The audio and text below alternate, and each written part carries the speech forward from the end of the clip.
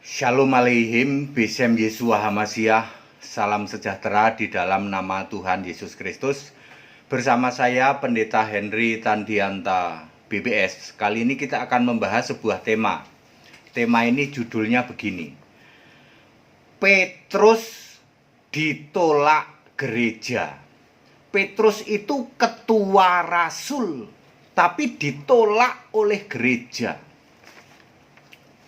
Ya saudara ya, saudara tahu Petrus itu siapa? Petrus adalah ketua rasul, karena kalau banyak momen itu juga melibatkan Petrus, Yohanes, Yakobus.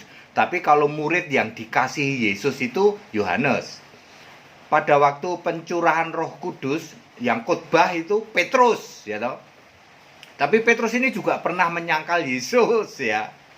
Baik. Lalu Petrus ini ditolak oleh gereja. Pak, ditolaknya di mana?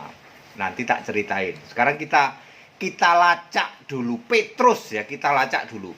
Ini Petrus setelah Yesus naik ke surga. Setelah, ya. Kalau sebelum naik ke surga ya Petrus juga kepalanya rasul-rasul, tapi pernah mengkhianati Yesus di detik-detik terakhir. Pada waktu itu ayam berkokok, ya. Waktu disidang di MA, Yesus disidang di MA, dia ikut sampai subuh, sampai ayam berkokok, dia sudah menyangkal 3 kali.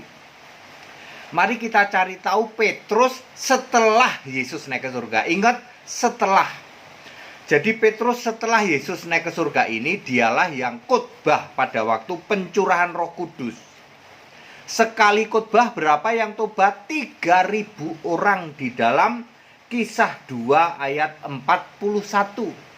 Sebelumnya Petrus ini yang baru 6 hari Yesus naik ke surga, 6 hari kemudian pencurahan Roh Kudus, Petrus ini sudah ngomong Kisah 2 ayat 38, baptis dalam nama Yesus Kristus, tidak lagi baptis dalam nama Bapa, Anak, Roh Kudus. Ketua Rasul sudah ngomong baptis dalam nama Kristus Yesus. Cuman 6 hari setelah Yesus naik ke surga terjadi pencurahan Roh Kudus. Lalu khotbah yang tobat 3.000 orang. Di dalam Kisah 3 ayat 6, Petrus ini menyembuhkan orang lumpuh.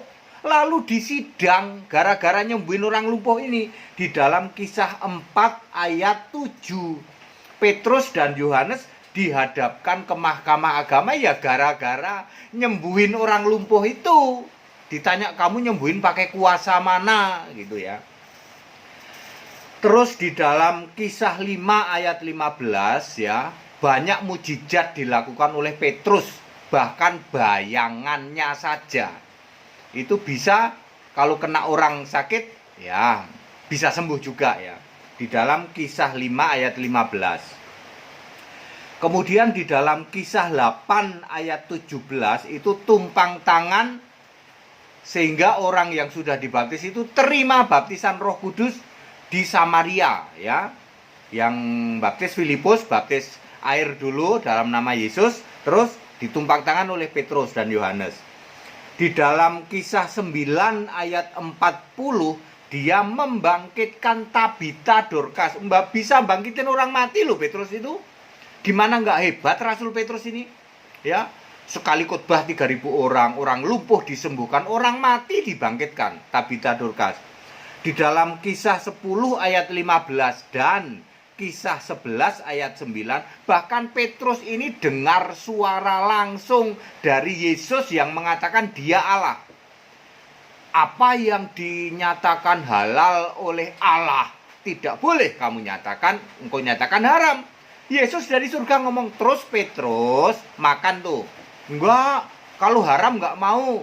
Apa yang dinyatakan halal oleh Allah tuh, Yesus ngomong, oleh Allah, oleh aku, oleh Yesus, Allah. Kurang hebat apa Petrus ini? Di dalam Kisah 12 ayat 7 sampai 9 dilepaskan dari penjara oleh malaikat tuh. Padahal mau dihukum mati nih. Habis Yakobus dipenggal kepalanya di dalam Kisah 12 ayat 2. Lalu Herodes pengen ngelanjutin nih, Petrus juga mau tak penggal, penjarain dulu, malam dijaga berapa 4 regu tuh. Bisa lolos oleh malaikat, ya toh. Gimana nggak kurang hebat Petrus ini? Udah, terus muncul lagi Petrus di 1 Petrus. 1 Petrus 1 ayat 3. Petrus itu ngomong gini, terpujilah Allah dan Bapa Tuhan kita Yesus Kristus. Itu Petrus membuat pengakuan bahwa Allah Bapa Tuhan itu Yesus. Terus di dalam 2 Petrus 3 ayat 18, Petrus membuat pengakuan juga menyembah kepada Yesus. Yesuslah ya, segala kemuliaan bagi Dia selama-lamanya. Bagi Yesus. Kurang apa lagi? Ya. Lalu Petrus yang hebat ini oleh gereja ditolak. Ditolaknya begini. Sudah jelas Petrus ngasih contoh baptisan dalam nama Yesus. Ngasih contoh menyembah Yesus di dalam 2 Petrus 3 ayat 18. Ngasih contoh, ngasih tahu bahwa Bapa, Anak, Bapa, Allah, Tuhan itu Yesus Kristus. Di dalam 1 Petrus 1 ayat 3. Saya ulang. Petrus ini sudah ngasih tahu baptis itu dalam nama Yesus Kristus, tidak lagi Bapa, Anak, Roh Kudus di dalam Kisah 2 ayat 38 maupun Kisah 10 ayat 48. Petrus ini sudah ngasih tahu bahwa Bapa, Allah, Tuhan adalah Yesus Kristus di dalam 1 Petrus 1 ayat 3.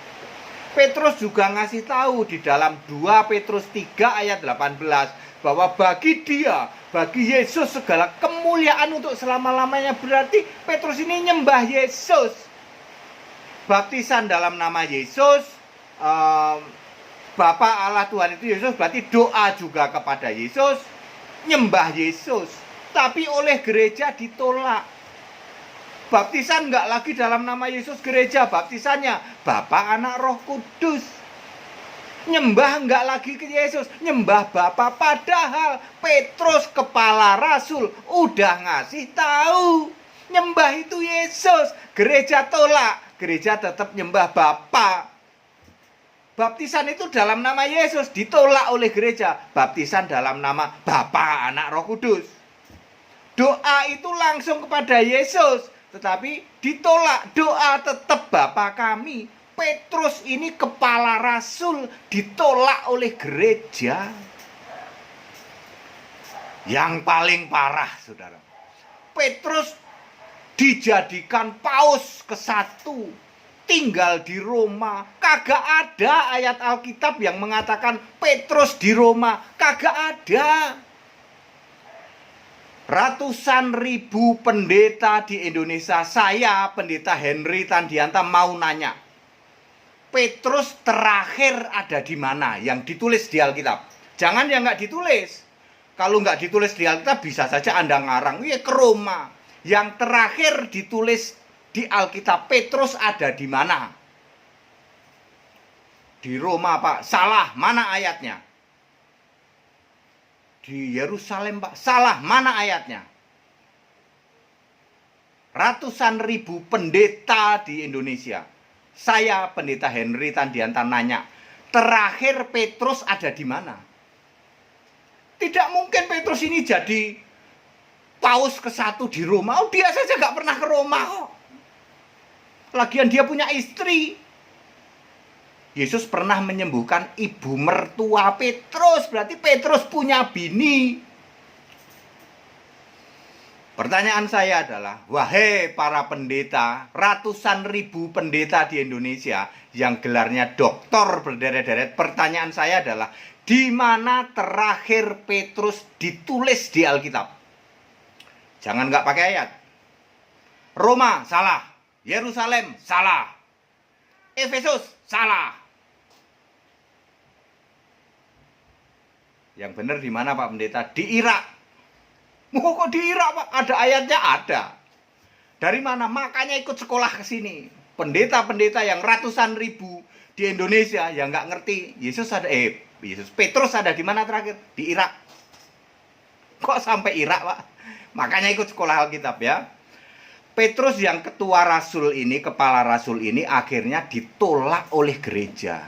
Udah ngasih contoh baptisan dalam nama Yesus, gerejanya nolak, tetap Bapa, Anak, Roh Kudus. Apalagi nyembah itu Yesus. tetap nyembah Bapa. Apalagi doa itu Yesus, ini doa Bapa, doa Bapa kami.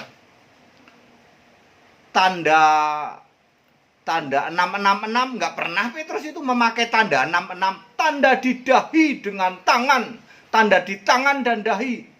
Tangan membuat tanda di dahi.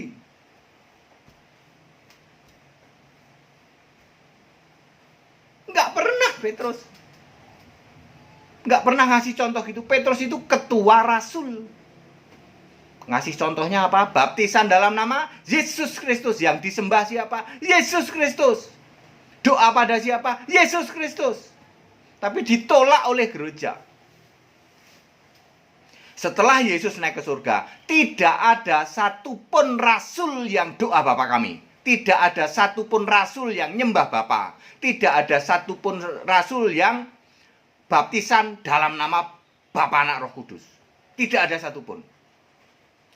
Kalau Anda gagal paham, Pak, gimana kok di kitab ini masih ada Bapa? Kan sudah tak kasih clue.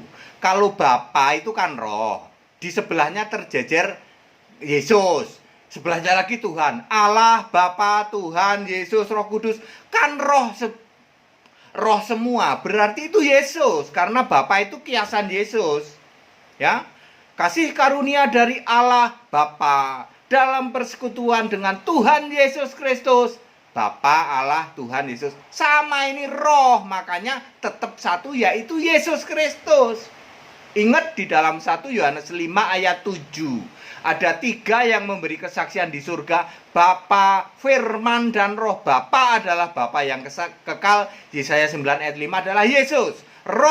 Firman adalah Firman Allah di dalam Wahyu 19 ayat 13. Yesus juga. Kemudian Roh adalah Yesus juga di dalam Wahyu 22 ayat 17. Jadi clear. Ya. Petrus, kepala para rasul, ditolak oleh gereja. Hari ini, jika Anda masih mengimani bahwa Petrus adalah paus ke-1. Paus dari mana? Kan dia terakhir di Roma. Mana ayatnya? Petrus terakhir di Irak. Mana ayatnya, Pak? Ikut sekolah sini. Ikut sekolah Alkitab. Ya, Petrus ditolak oleh gereja. Kasihan ya. Itu supaya Anda tahu. Wah, itu berarti cuman apa itu? Ajaran apa, Pak? Ya, Petrus jadi paus. Kemudian Petrus bikin tanda. Tanda 66 lagi. Pakai jari, pakai tangan di dahi. Ya nggak tahu. Petrus nggak ngajarin kayak gitu kok. Ya, itu ajaran manusia itu ya. Mendirikan kebenaran sendiri. Nyembah Bapa. Petrus nggak pernah ngajarin nyembah Bapa. Itu ketua rasul ya. Ketua rasul udah ngasih contoh. Gereja tolak. Ya. Para pendeta, 150.000 pendeta, mungkin ratusan ribu, mungkin 100 lebih, hampir 200.000 pendeta di Indonesia belajar ke sini, Pak. Ya, tak kasih tahu hal seperti ini. Ya, kasihan toh, doktormu nggak ada guna. Wong doktor teologi kok nggak tahu. Ditanya Petrus terakhir di mana? Yang tercatat di Alkitab, jangan ngarang. Kalau ngarang saya bisa aja. Petrus terakhir ada di Jakarta, boleh aja kan ngarang. Lalu ada ngarang. Terakhir di Roma itu disalib terbalik itu ngarang itu. Yang ada di Alkitab, Petrus ada di mana? Di Irak. Belum pernah dengar, Pak. Ya makanya ikut sekolah Alkitab. Bapak Ibu Saudara yang mau ikut sekolah Alkitab, silahkan supaya Anda tahu. Kasihan toh, Petrus yang rasul ini, yang kepala rasul oleh gereja ditolak, ya toh. Dibikin main-main, dibikin mainan, ya toh. Jadiin paus lah. Ya seolah-olah masih doa Bapa kami, kagak ada. Nggak ada kayak gitu, masih nyembah Bapa, nggak ada. Petrus nyembah Yesus. Baptisan dalam nama Bapa, Anak, Roh Kudus, nggak ada. Baptisan dalam nama Yesus. Petrus ini kan ngerti, pernah ngalami zaman Yesus hidup, lalu ngalamin Yesus naik ke surga. Dia jadi kepala rasul tuh. Yang mau ikut sekolah tinggal kitab silahkan ya, karena hal seperti ini harus Anda ketahui supaya Anda tahu. Yang mau baptisan nanti tunggu kolam renang pada buka. Segala hormat kemuliaan untuk Yesus Allah yang benar. Allah segala masa sebelum segala abad, sekarang sampai selama-lamanya. Tetap bersama saya, Pendeta Henry Tandianta BBS. Haleluya, amin.